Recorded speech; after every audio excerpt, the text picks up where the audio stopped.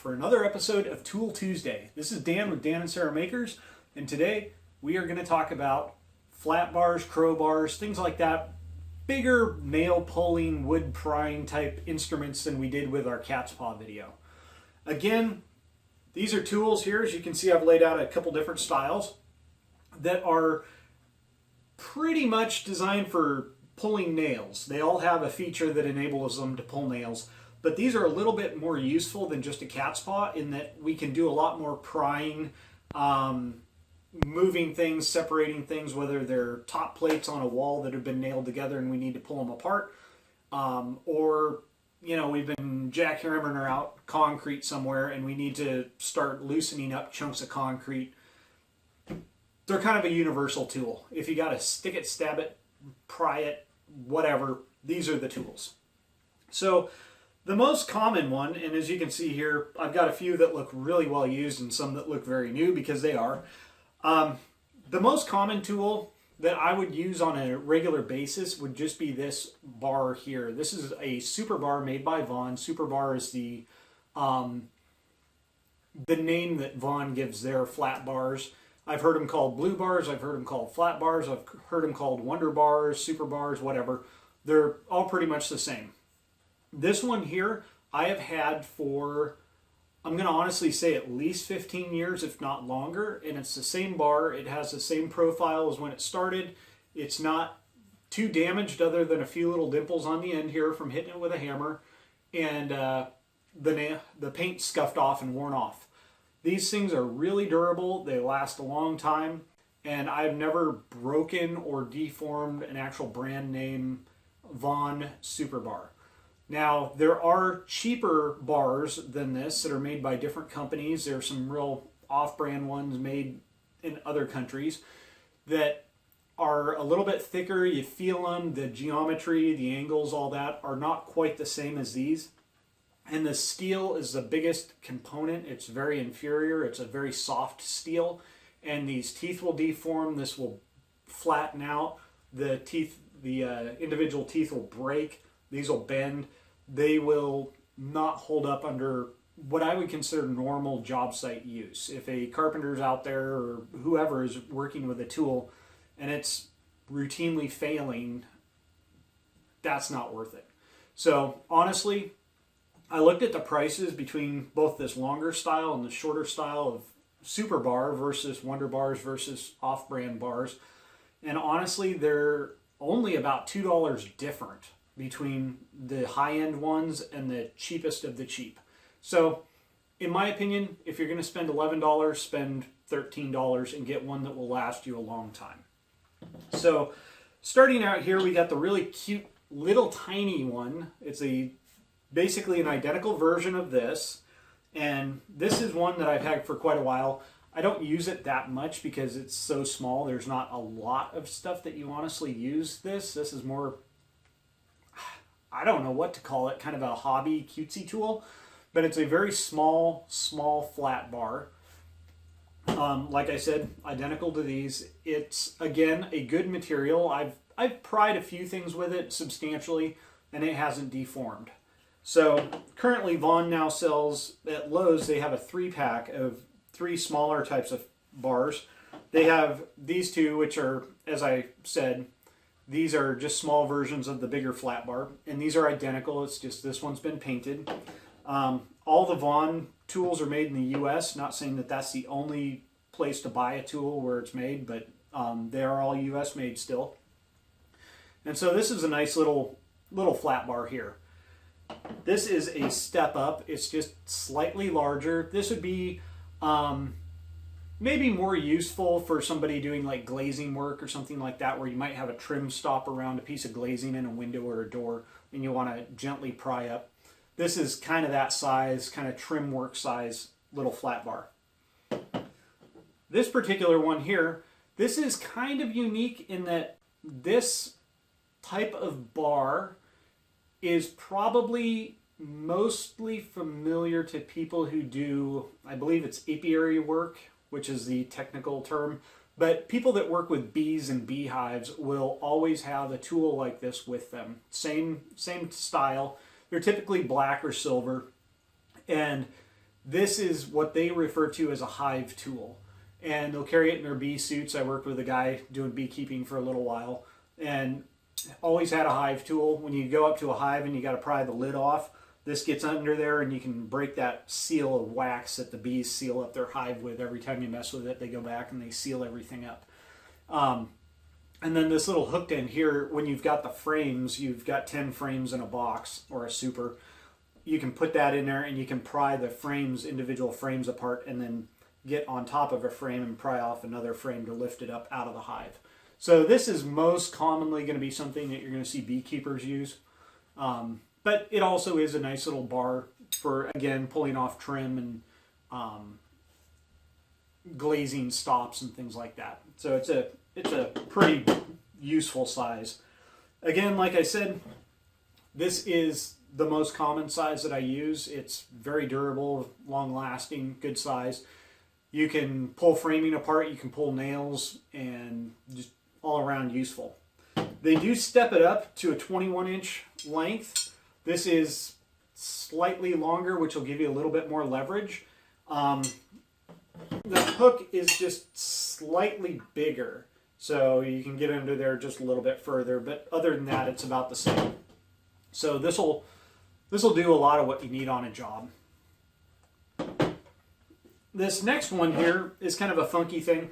It's kind of a hammer, kind of a pry bar, kind of a nail puller, and a stud twister. So it's got kind of a hammer face on this end where you can beat on stuff if you need to. It's very heavy. I'm going to guess maybe 4 pounds. It's a good chunk of metal. And then it's got 2 different ways of pulling nails on this end, and then kind of a toothed area where you can get underneath and pry. This end is where it kind of changes in that I think they kind of advertised, Stanley did, this is kind of a demolition tool to where you can hack through a wall and then pull sections of drywall off the wall with these teeth.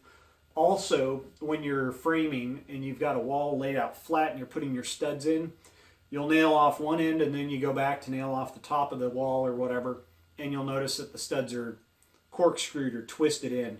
What this allows you to do is you can put this on there and you can twist that stud into place, which is nice because, number one, when studs are badly twisted, you can't do it by hand. You can do a slight twist by hand. If they're not also too bad, if they're too bad for hand, you can line the bottom or top of your stud, typically the bottom up, nail it, and then you can push with your foot and push on that stud and kind of pivot off the lower nail into place and nail the top. One of the drawbacks of that, though, is if you're going fast or the wood's dry or there's some defect in it, a lot of times when you're nailing sideways, you can actually have a nail blow out or miss the top plate and go past the stud. And if you've got your hand or your foot right down there trying to twist, a lot of guys will actually shoot themselves or get a nail into the side of their hand. So by having a twister like this, you get your hand, foot, whatever, away from that danger area. So it kind of comes with experience to know what might blow out, what might not, and actually getting the nail gun in the correct spot and not just hitting the safety on the edge of the board and firing a nail past it. The next type here is just, this is kind of a more classic style wrecking bar. It's got just a flat chisel end on this side here, and it's got a little bit of geometry so you can pry, which is a nice thing. It's good for taking tile off and things like that. And then it's got this nice kind of almost like a boat anchor shape on the bottom here, and it's got teeth on either end of this section here. So if you need a lot of leverage and you're really tight and compact and the nail isn't sticking out very far, you can pry on this end and get it pried up. Also, you can do this side here, and it's just kind of a really universal good shape here. So I really like this style of wrecking bar. The final type of pry bar, wrecking bar that I have that I kind of go to is this monstrosity here. And this is, again, it's another trade name. It's what I call, or most people call, a Burke bar. And a Burke bar is just a huge handle. I think this one's probably around at least 48 inches, at least a 4-footer, maybe a little bit longer than that.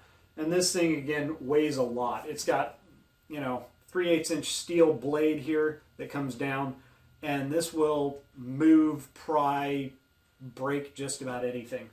When I was first working as a carpenter, we were stripping concrete forms, and I didn't know a lot about concrete, and they will tie forms for a wall together with what are called snap ties, which are basically steel rods that go through a wall, and then they have ends that extend past the wall that you put brackets on that hold your formwork together. They resist the pressure of concrete.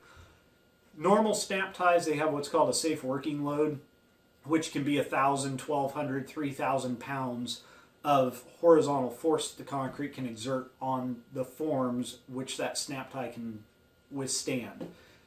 I was able to put the head of the snap tie under here, pry off the wall, and actually pull that snap tie and snap it lengthwise, which honestly, that means I'm exerting more than 3,000 pounds, which is the safe working load. The ultimate load is usually higher than that by maybe a factor of 2. So maybe you're looking at 6,000 pounds. So it's an impressive tool.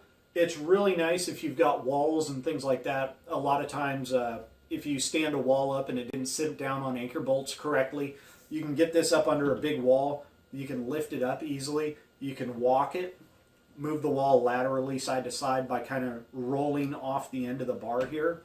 And it pretty much moves whatever you need where you need it.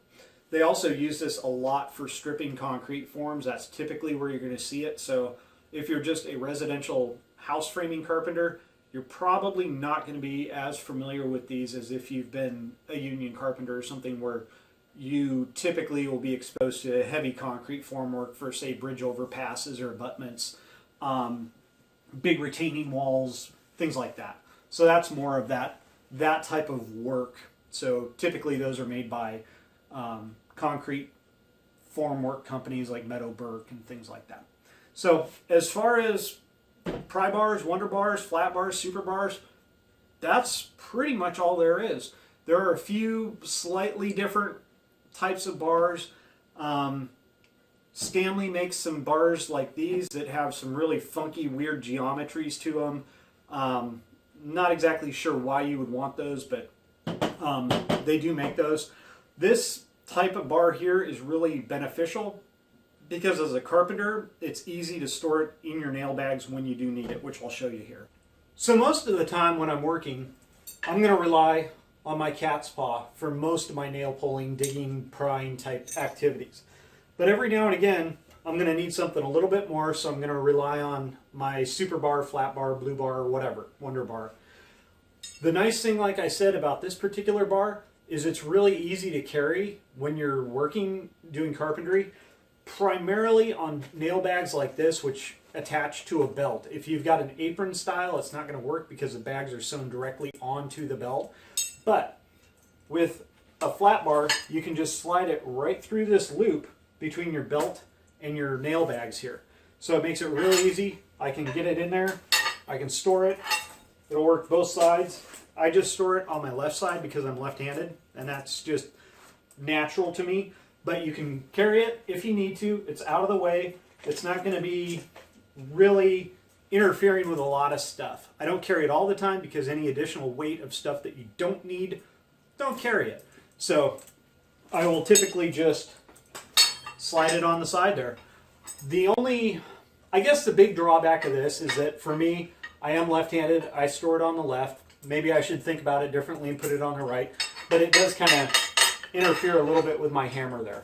But other than that, it's right there. It's ready to go. And it's pretty convenient. So, as you see, that's how it works. Thanks again for watching. Be sure to leave comments if you have any questions. If you just want to say hey, feel free to do that. Hit that like button. That definitely helps. And be sure to subscribe because we got a lot more stuff coming out. Like I said in a previous video, I am now down to 3 days left of school. I've got 3 days of finals. So I'm really looking forward to being done with school and having a lot more free time. So anyways, this is Dan with Dan and Sarah Makers. Have a good one. Bye.